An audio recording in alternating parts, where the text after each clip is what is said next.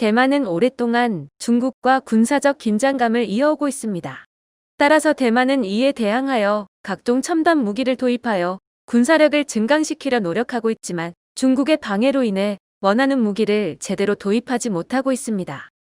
이러한 대만이 이번에는 신형 잠수함을 도입하려 노력하고 있습니다.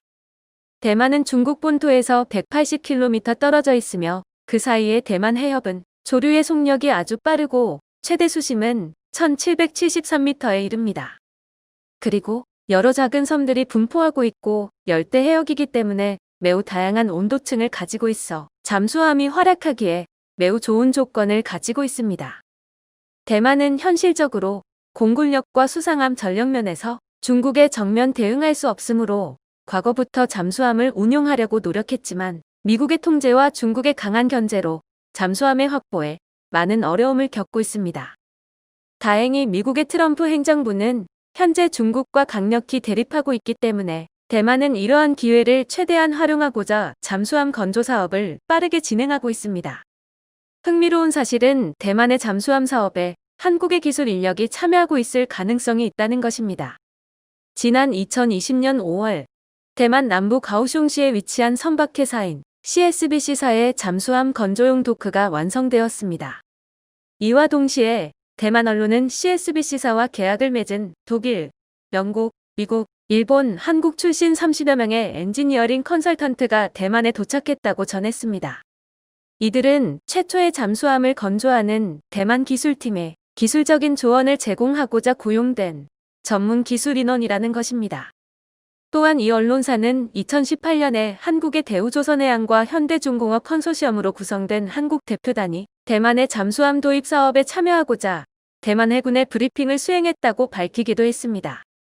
사실 대한민국은 북한 탄도미사일 위협에 대응해 미국의 사드를 배치한 이후 중국의 경제 보복을 당해왔습니다.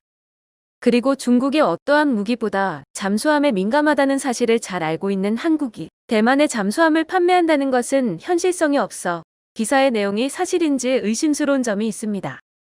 대만은 현재 잠수함 건조 경험과 기술이 전혀 없는 상태이기 때문에 외국의 도움 없이 잠수함을 건조한다는 것은 거의 불가능에 가깝습니다.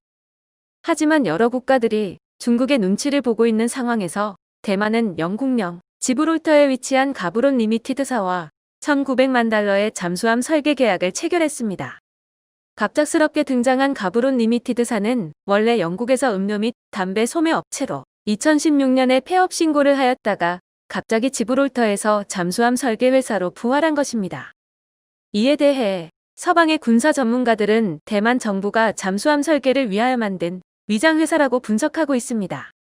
즉, 재래식 잠수함 설계 경험이 풍부한 서유럽의 조선소에서 설계 전문가들을 스카우트해서 만든 설계 전문회사로서 실제 책임자는 대만 정부 관계자일 가능성이 높다는 것입니다. 바로 여기에 한국의 기술 인력이 참여하고 있을 가능성이 있습니다. 한국은 1980년대 후반부터 장보고급 잠수함 면허 생산 사업을 시작한 결과 상당한 인적 인프라를 축적하게 되었습니다.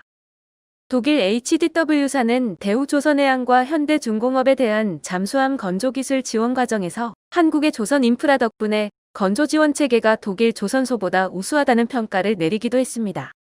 특히 잠수함에 사용되는 고항복강 용접과 예열 기술력은 한국이 그 어떠한 국가보다 우수한 것으로 알려지고 있습니다. 이렇게 한국의 기반 기술력이 우수하기 때문에 한국 기술자들이 대만 잠수함 건조 사업에서 용접과 품질 관리, 그리고 작업 프로세서 합리화 과정에 참여할 수 있다는 것입니다. 다만 국내 조선소에서 근무 중인 인력은 참가할 수 없기에 이미 은퇴했거나 회사를 퇴사한 기술자들이 개별적으로 참여했을 가능성이 높습니다.